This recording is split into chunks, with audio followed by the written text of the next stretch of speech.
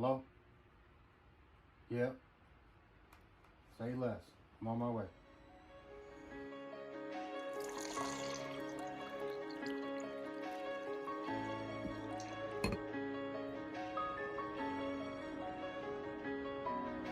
I've been about getting that money. I've been about getting that bread. I've been about chasing paper. I've been about fucking feds. I've been about keeping it solid. I've been about being a G. I've been about you how you feel. You don't think before you speak. Be quiet. I've been about getting that money. I've been about getting that bread. I've been about chasing paper. I've been about fucking feds. I've been about keeping it solid. I've been about being a G. I've been about fuck you how you feel. You don't think before you speak. Be quiet. I've been about getting that money. I've been about getting that bread. I've been about chasing paper. I've been about fucking feds. I've been about keeping it solid. I've been about getting the G. I've been about fuck you how you feel. You don't think before you speak.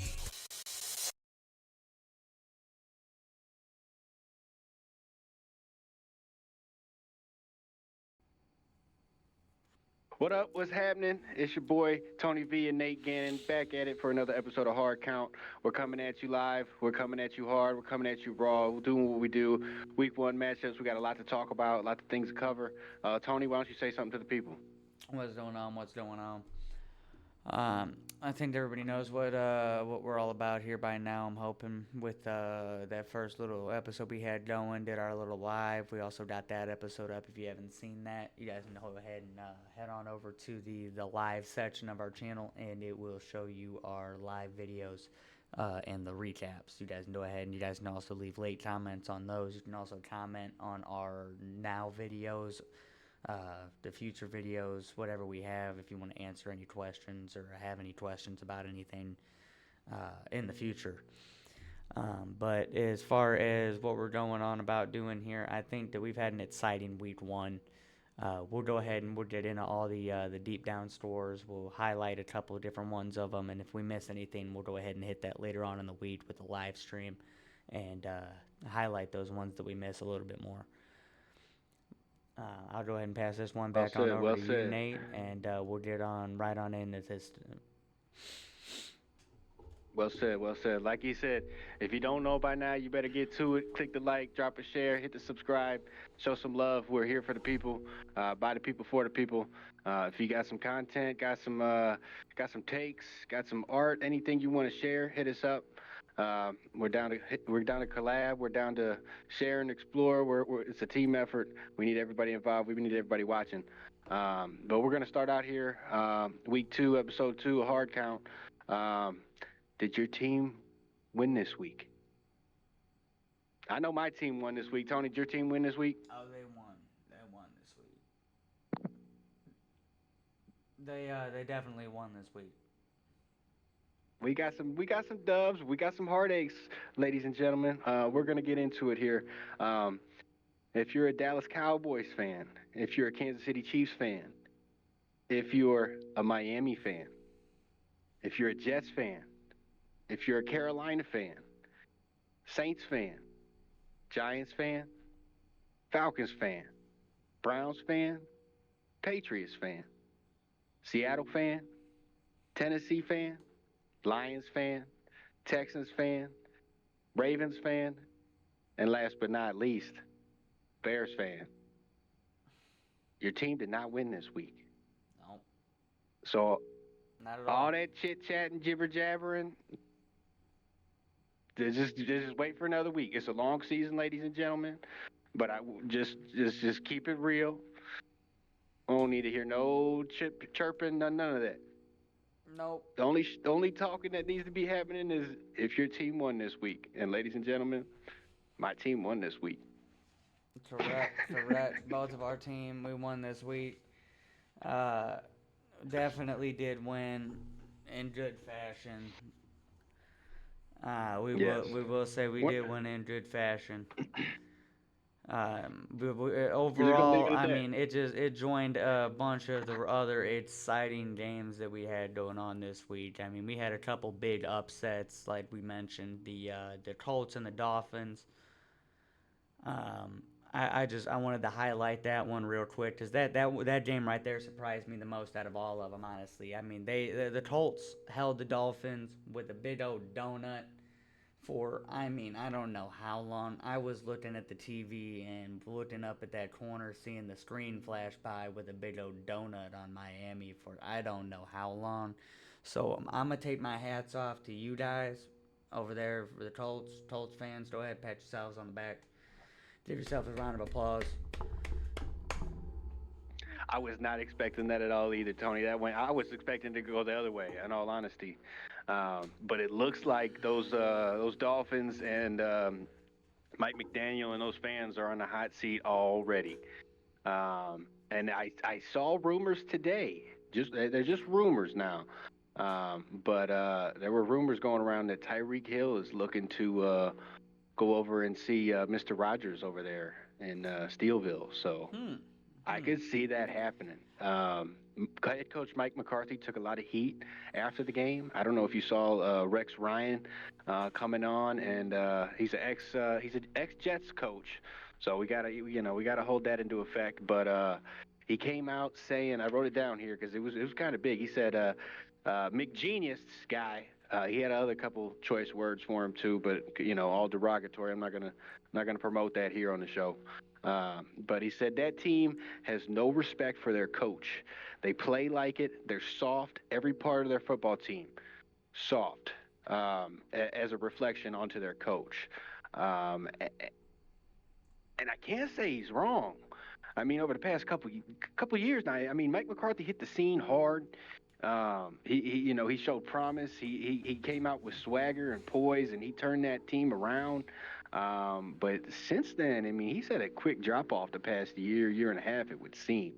But those were big shots fired after just a week one game. But when you get beat by Daniel Jones like that, unexpectedly, you open yourself up for it. And here on Hard Count, we're all for it. Oh, definitely. I can completely understand that. And I mean, picking right on up to Tyreek Hill, just highlighting that moment there for you talking. Tyreek going over to Steelville with A-Rod. I could totally see that happening. I mean, we all know Mike Tomlin has his fair share of crash outs in his career, and he definitely knows how to work with the certified crash out crew.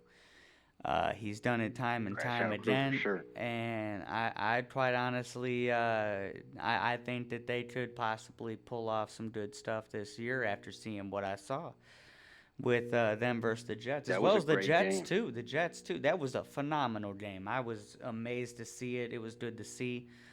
You got Aaron almost looking like himself. Exactly. Justin Fields came out looking like he had a vengeance plan. It was good to see. The Jaguars punched out the Panthers. That was pretty good. Good fight there for about the first half. That second half there, Jaguars kind of took it away. There any other games Tampa Bay? There any big games you wanted to highlight? You catch that Tampa Bay ATL? I didn't catch that Tampa Bay I didn't ATL catch game? the full game. I caught a couple glimpses of it here and there. But that was a hard-nosed division game. It went exactly how I expected it to go. And Baker came through at the end with about a 30-yard bomb to wide receiver Abuka to secure that win. And all in all, it was just a gritty, hard-nosed fight to the end. I love to see that type of football.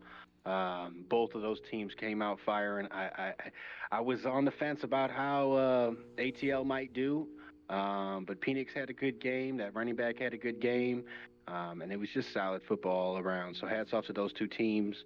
That Lions and Packers game now, everybody expected that to be a hard-hitting game too, and it turned out a little bit of soft. Did you catch any of that at all? I caught a little bit of it. Honestly, it kind of looked like the Lions were lacking. I caught that first half there, and then I I started to get a little bit tired. I don't know if it's just the age starting to get to me or what, but I got a little bit tired there going into that game. Started nodding off a little bit towards the halftime there. Caught little glimpses here and there the third and fourth quarter, but overall that first half, it looked like the Lions are definitely missing some Ben Johnson magic. They totally fell flat on producing some numbers on offense with some of that. He definitely looked like he transferred some of that over with the Bears, seeing as the Bears really did kind of, as the game went on, they built a little bit more momentum rather than falling backwards. Um, but overall, the Packers came out on top against the Lions. I mean, you did get to see Micah Parsons did his sack. He did make some play time. It was overall good to see Jordan Love. He had a pretty good night. Went 16, 22, 188 yards, 2 touchdowns. The only thing I can say about Jared Goff's performance is that if he didn't get that interception, I really feel like they would have maybe had a better shot with the winning this game. Just because he was already 31 for 39. He doesn't get that interception, that's 32 for 39. Maybe even 2 touchdowns and a different yardage. That could be a completely different game if that flipped around. But overall, it was a decent, I would guess, first half that I watched. But overall, it looks like it was a pretty good game to see for the fans. That Broncos Titans game was electric. That was a good game too there until the end. It looked like some solid defensive performance on both sides of the ball. I'm glad you touched on that Minnesota-Chicago game. I couldn't have done it any better right there. Did you see how Caleb Williams came out dressed? He looked like a darn high school player. I did He not had his see lucky how he T-shirt came hanging out on, dressed, flowing but in the breeze. Man, he caught a lot of news coverage with that. did he have the you come out painted and play nails? well. I tried to. I don't know. I don't know. Maybe, ladies and gentlemen, you can fill us in on that. I don't cover that stuff, but yeah, he came out, had just a gray T-shirt hanging out, which is cool if you're winning the game. And I guess I'm going to keep it to a minimum this week, because they played a good game. It was a hard division game on prime time. That thing can go either way. They did a lot better than I expected them to do. So but when you dress like that, you got to win games in the league. Otherwise, you're setting yourself up to hang out on the line out there. You know what I'm saying? Oh, definitely. But yeah, that was wild. That Baltimore-Buffalo game, that was electric. I kept it on in the background, and I was getting ready to go to bed. I was thinking this game's over. And right before, I was getting ready to go to bed, I turned around, I seen him driving. I turned it off with 5 minutes left in the game and woke up and saw that, and I couldn't even believe it. I went to bed with 5 minutes left, and I had to go and watch some end of the game highlights just because that was I couldn't believe the final score I just saw. Right? If you're setting yourself up for an MVP year, that's a hell of a way to start there, Mr. Josh Allen. So hats off to that man and that team getting it done. That was wild, man. But also no selling Lamar Jackson short either. I mean, he had an incredible night for what he did, and Derrick Henry as well. Both of them, great nights. Yes. Lamar with 14 catches, with 14 receptions, went 209 yards for 2 touchdowns. That's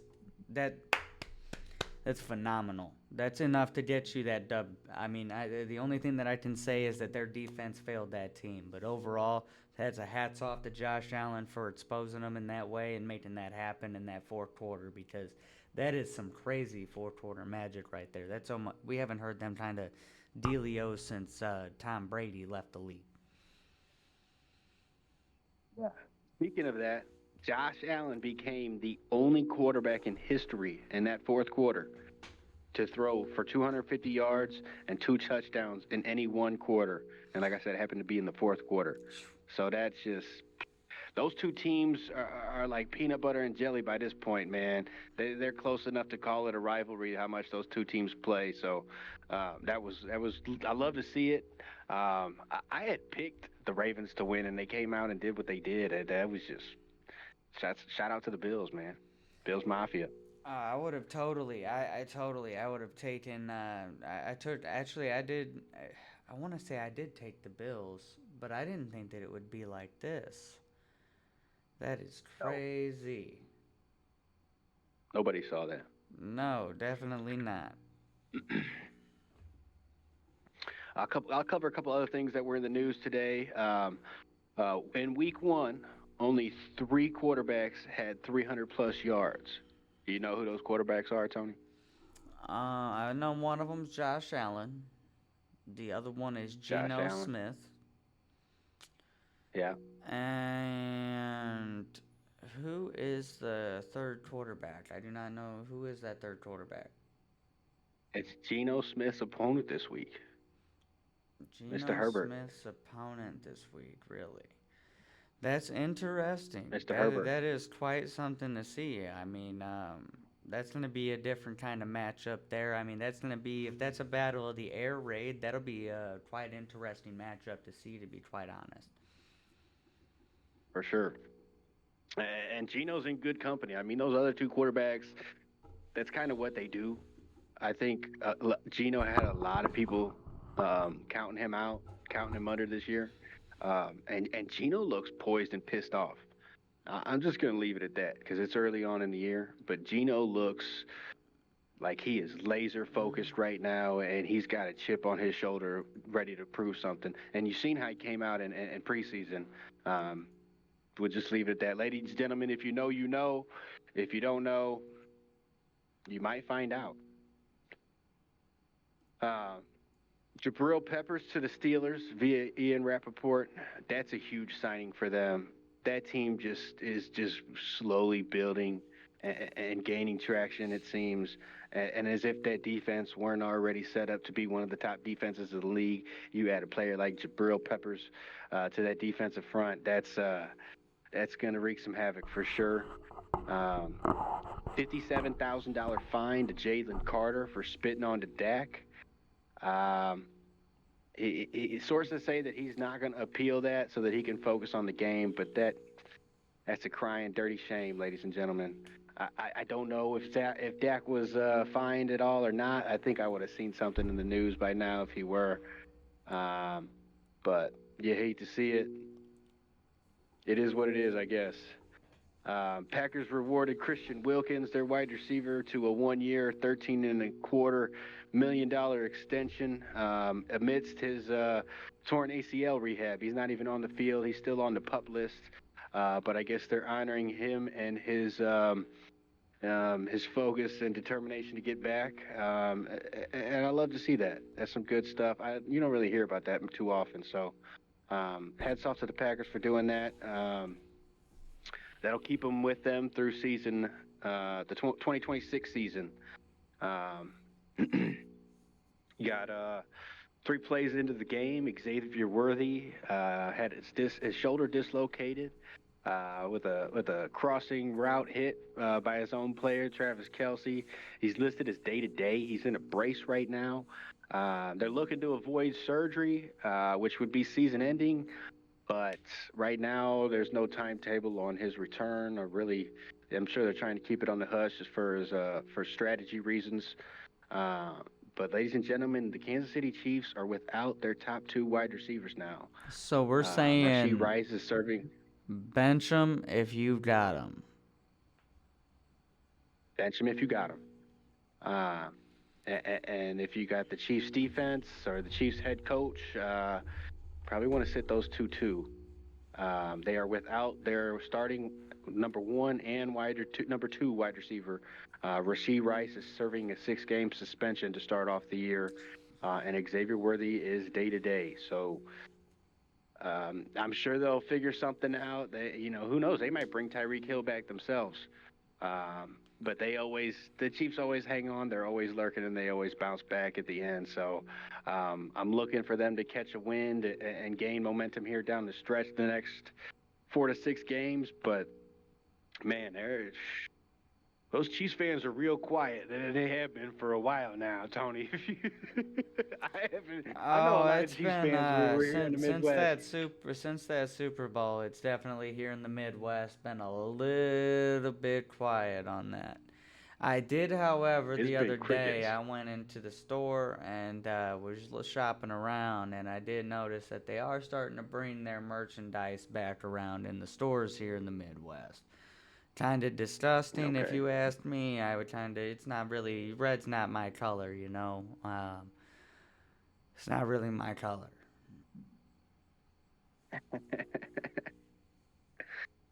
But well, it'd be interesting to see that team, man. Like I said, they always hang on, and you can't ever count Mahomes out. No, no. Um, but to finish it up, one last quarterback that wears red, Kyler Murray. It was said in the news he woke up at 4 o'clock in the morning with chronic diarrhea. Uh, had diarrhea all morning. He just said that he took some Imodium before the game and came out and took a heaping steamer on those Saints. So shouts out to Kyler Murray for getting it done. You know, here on Hard Count, we salute those kind of hard, tough, sticking it through things. You know, and he definitely stuck it through those Chiefs, man. That was nice to see. But man, I got a couple questions for you, Tony. In your opinion, who you think had the best Week 1 performance? Overall, you mean in team-wise, player-wise, just team-wise? Look it up. If I gotta go ahead and do it, I'm gonna go ahead and just break it down just straight team-wise. Just right. It's a little. There's a lot of players that did very, very well. It'd be too hard to go through right now with Week 1 and break that down. So we'll just go with the best Week 1 team as far as performance-wise. I'm going to really have to give it to, like I said earlier, the first team I highlighted there. I'm going to have to give it to the Colts. That's a big deal to ask there. The Dolphins and their home opener the past, I believe, 3 or 4 years have been very, very score heavy. They've been a really tough team to play against in their home opener. So for the Dolphins to go in and do that, that was just something to see. Or the Colts go in and do that to the Dolphins. That's just something to see. That was quite a sight to see. It was good to see Daniel Jones starting to look like he's fresh. And it was quite something else to see Russell Wilson looking the exact opposite over there in New York. Yeah, that was another division game. That was closer than I expected, but that's what happens in those division games. It was hard to tell if it was because it was one of those division games that Washington wasn't able to spread out that score, or if it was just, Week 1 troubles getting things going. It's going to make for an interesting Thursday night as Washington travels over to the Green Bay and tries to take those two teams on. Transferring that over, that the Lions and Packers game, would you say that the Lions aren't as good as you thought they were, or the Packers are better than what we thought they might be? I would say it's honestly a little bit of both. I would say that I would think that the Lions currently are they're a lot honestly less coordinated without Ben Johnson on the offensive side of the ball. It looked like they're not getting the connections that they used to have or the looks that they used to show. As far as the Packers look to be like they're progressing forward as a team in those building blocks that you need to start building towards getting a championship. Yeah, for sure. That was well said. That was a good take. I think they definitely are missing Ben Johnson over there. And as you noted earlier on in the show, he seems to have been starting to put some pieces together over there up in Chicago, and hopefully that can continue for him. Rooting for Ben Johnson. He's a great coach, and I like rooting for the Bears. I'm not a Bears fan, but Bears are cool. They've got a rich history, and they've been dogging it for a good number of years. They deserve some time in the limelight. My best Week 1 performance, it's a toss-up for me in between definitely Buffalo. Obviously, they take the cake. But those Las Vegas Raiders were counted out by just about everybody that does sports picks. It was pouring down rain all game long. All game. And Geno still throws for over 300 yards. and I watched most of that game, and there was really no point at all throughout the game where it really seemed like those Patriots had breath of life. You know, the Raiders just had they got momentum very early on. They kept momentum, and even when that rain and momentum seemed to shift in the other direction, um, Pete Carroll had those boys poised and just steady hammering away all day long throughout that rain, and it was nice to see. Those guys are the dogs of the league, along with a few other teams, and it was a Josh McDaniels revenge game for him, and it seemed like they got there. So um, definitely, Buffalo definitely takes the cake on that, but I don't think that the Raiders are some team to overlook. Once again, this week, week 2, everybody's picking the Chargers. So it'll be interesting to see how they do over there on the late Monday night game. Um, Tony, to you, which team is more for real after winning or upsetting week 1 between the Chargers, the Packers, the Colts, or the Bills? Who had the more impressive standout win for you? Between those four there, you said Chargers, Packers, Colts, Bills. So the most Yes. standout win, honestly, to me I'd have to agree with you. It'd be the most standout would end up having to be the Bills. And that's just purely off of the points that they put up in the fourth quarter, just to win the game. That was the pure deciding factor of that question. For sure. Yeah, can't even argue that. One other thing that you probably can't argue was this week, here on Hard Count, we like good old-fashioned hard-nosed football. So I don't know if you remember back on the Monday night countdown, they used to do so-and-so got knocked out. You know, we're going to keep it a buck here. We're just going to have your hit of the week.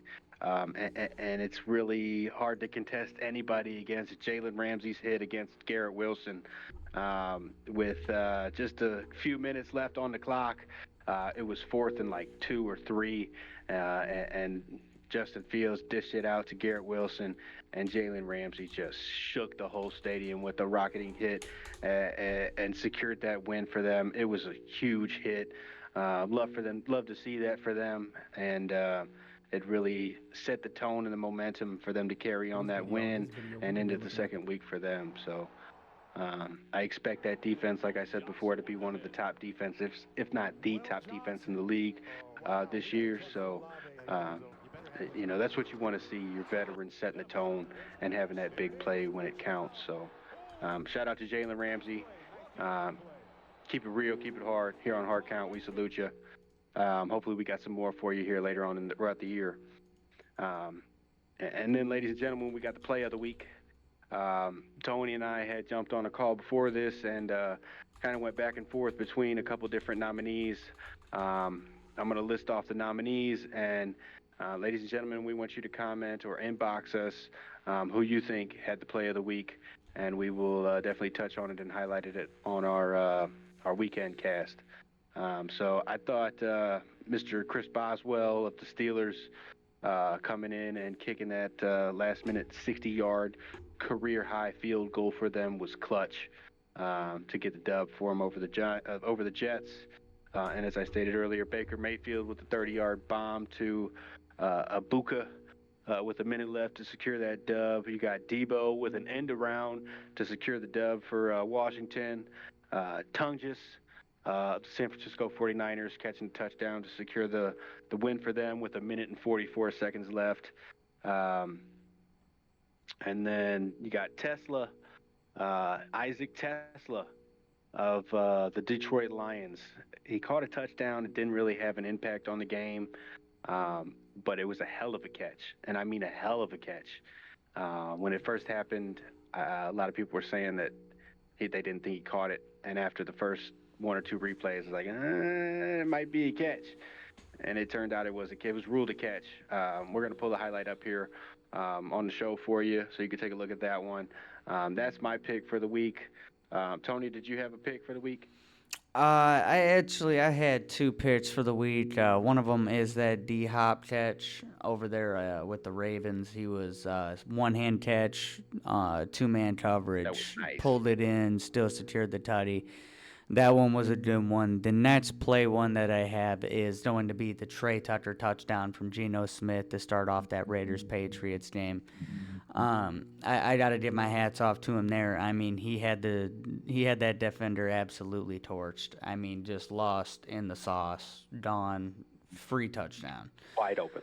Got to give him all the In the props there. I want to touch back there on that that big hit segment there. I do want to give my hats off to Antoine, I believe Antoine Johnson, Antoine Winfield Jr. Of the Tampa Bay Buccaneers for his massive hit on that kill ball to Casey Washington. Casey Washington, number 82 of the Atlanta Falcons. That right there was a textbook play on the ball hit. That was the best hit that I think I saw this preseason so far as big hit. I'm gonna be honest. I'm gonna keep it real. I missed that one, Tony. I dropped the ball on that one. Yeah, that one there is that was a nasty hit. I will put that highlight up for you guys, but that one there was a nasty hit on a kill ball from Michael Penix. Ladies and gentlemen, it looks like we got another controversy that we need your input in. Drop us a like in the comment in the sections and let us know who you think had the bigger hit and who you think had the play of the week. We love hearing your take. And honestly, it's close between all of those things. I got to go back and look at that highlight. I'm glad you brought that up. Oh, definitely. You'll definitely have to look at that one. You're going to like that one. No, I bet I love it. All right, Tony, you got anything for the people? Not entirely, no. Other than just keep an eye out for this next week's or this upcoming here weekend pick'ems. I am gonna try to. I may actually. I'm gonna get with Nate here. I'm hoping that I won't be busy this weekend. If I'm gonna be busy this weekend, then we'll try to get something out to you guys.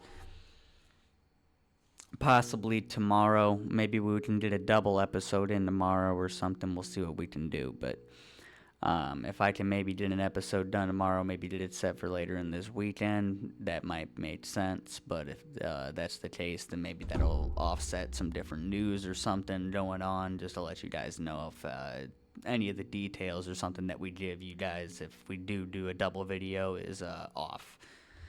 But I think that we are about to jump into that hard count timing, if I'm not mistaken. It seems like we have ran through just about our time here and everything that we're wanting to cover. I think that we are going to go into that hard count. I will stop you and say this: if you can't make it this weekend, Tony, if he can't come through, ladies and gentlemen, I might pull through for you. Just got to show me some love through the comments and the likes.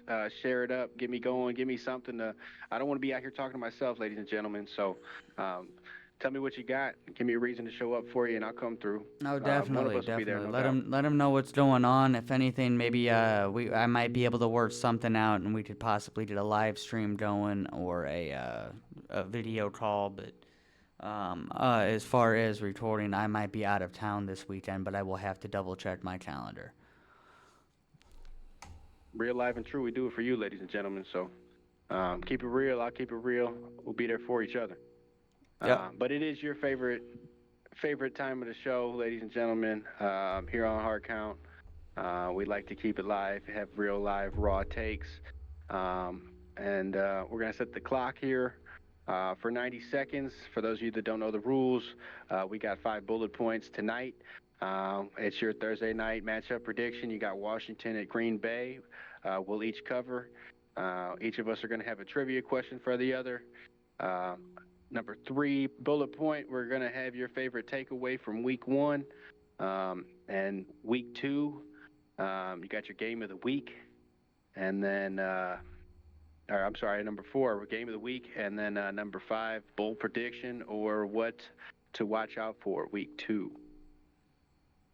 Um, Tony, uh, do you do your homework on the games that we got coming up? I got a little bit of some homework done on some of these games coming up. Not too many of them, but especially Why don't these you? next two, like tomorrow's game here. That one's gonna be a little bit different. Why don't you? Before we get going, why don't you? Can you pull up some of the matchups that we got for the people to go through and give them an idea of, people that are following along, playing along with us? Just something for the maybe the game of the week, just to look for. Just highlight a couple, good solid matchups. Oh, I got you. I can go ahead and I'll put all the week two matchups up here on the screen for you guys. That way you guys can view them here for a quick second, just to let you guys soak that all in while we're talking here. I will take it down, but I will also bring it back up when we're talking about the game of the week. I will highlight that specific game and throw it up on the screen.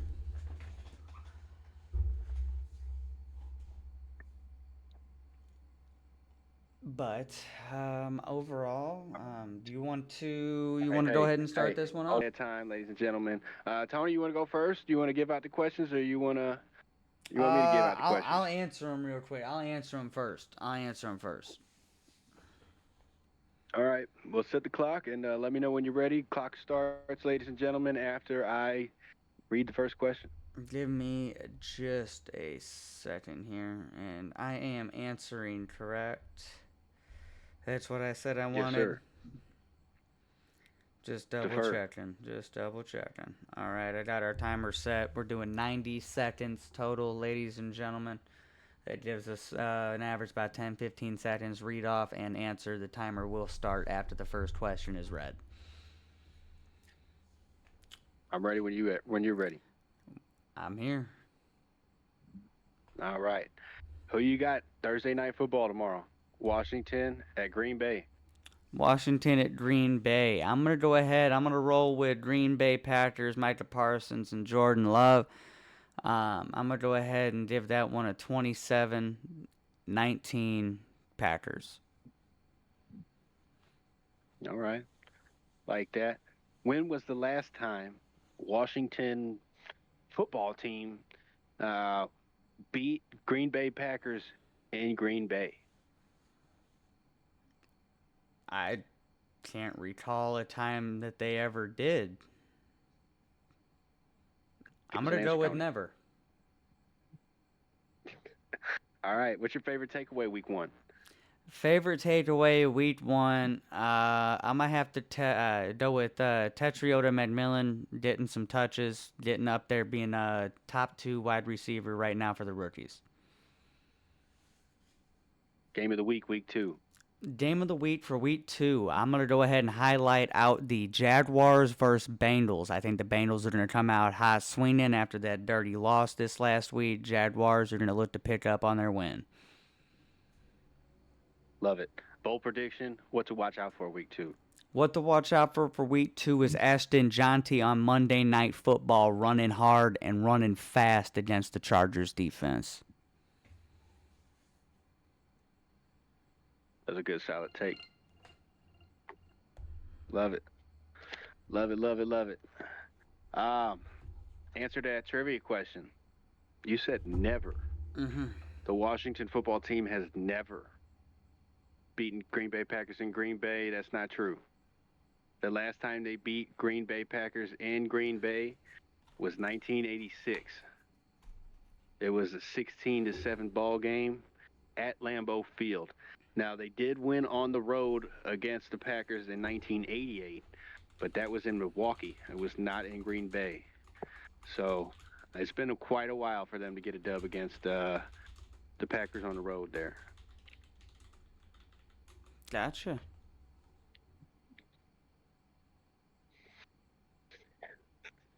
And I do like your bold take, too. I think that game will come down to running game and defense for sure.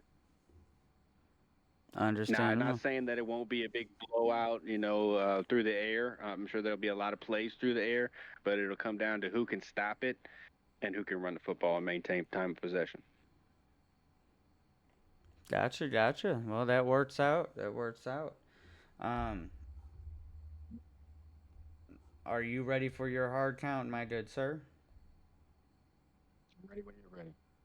Alrighty.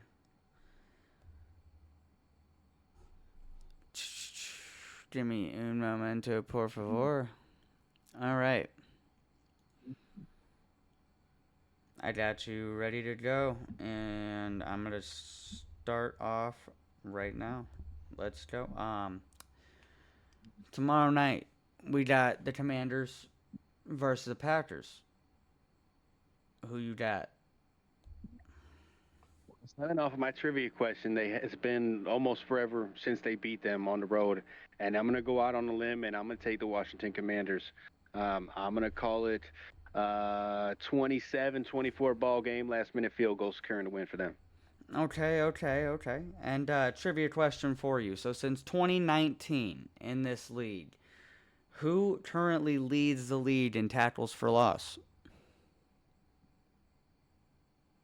You know, I think I saw this earlier today when I was looking it up, and I don't remember his name. It's a lesser known name. I know this isn't right, but I'm gonna say T.J. Watt. Okay. Let me get your favorite takeaway from week 1. Hendricks. No, go ahead. Favorite takeaway week 1. That the Colts might be for real. All right, understandable. Go ahead and give me your game of the week for week 2. What's your matchup that you're wanting to look for? Primetime matchup is a division matchup. It's the last game of the week on the late Monday night game. Chargers at Raiders home opener in Las Vegas. Both teams had some firepower on their week 1 debuts, and it'll be interesting to see who can transition and keep that momentum going. All right, and your bold prediction. Bold prediction. Actually, I'm going to change them, switch it up, and say what's to watch out for week 2. Watch out for that Chiefs game. Keep an eye on if they keep the momentum, how they operate, and it'll tell a lot in the weeks to come on how well they're going to do and perform here in the weeks 3, 4, and 5 after that. So watch out for those Chiefs. Definitely. All right. That worked out pretty well. Now, to answer your question for the most tackles for loss on that trivia question, your question was the most tackles for loss since 2019. So, I said Hendricks at the end. I forgot his last name. you did say Hendricks. Hendricks is not even in the top 5 since 2019. Okay. T.J. Watt. I saw him do something somewhere. Falls into number 2 since 2019. The number 1 leader in tackles for loss in this league since 2019 is the one and only Max Crosby. Wow. He's probably got one of the most, if not the most, pressures too. He does. It is an unofficial stat that is tracked through alternative sources, but as far as that's going, yeah, he is above about 80 pressures higher than the next closest person to him. Wow. It's about time somebody gives credit where credit's due. I think this might be that year for him. I think so. His last good shot was 2023, and that one went to Myles Garrett, who also, that year, he had a phenomenal year. I can't take that away from him. He had the winning record. I mean, it is what it is. It's a winner's ball game, so the winner's gonna get the award over the other guy every time. Yeah, between Miles, TJ, Bosa, the real Bosa, we all know who I'm talking about, and Hutchinson. Those all those guys keep it close for Defensive Player of the Year. But you like to see the love spread around. But we'll see, ladies and gentlemen. We will see. But as for this week, I think us here over at TNN and the Hard Count podcast. I think we're gonna go ahead and sign off for the night. Leave you guys with them questions. You guys want to go ahead and answer our hard count questions with your guys' own comments. You guys go right on ahead. Go ahead and put your guys' answers down below in the comments. We'll be happy to see them. We'll be happy to hear them out. I am going to put our new Discord. Play of the week too.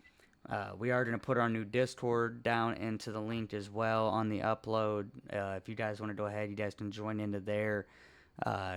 Get to know what's going on. You guys can talk with us, jump in, and chat with us if we're in there doing live streams and whatnot. That's also where we will have, when we're doing our live streams, we'll take a special guest, we'll take a viewer and drag them in and have them join in the live stream chat and, go ahead and talk with us.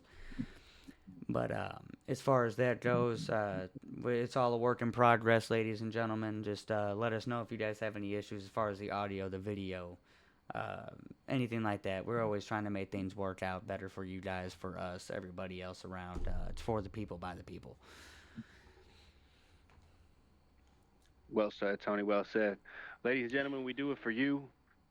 Keep it hard. Keep it true. Thanks for tuning in. And it's only the beginning.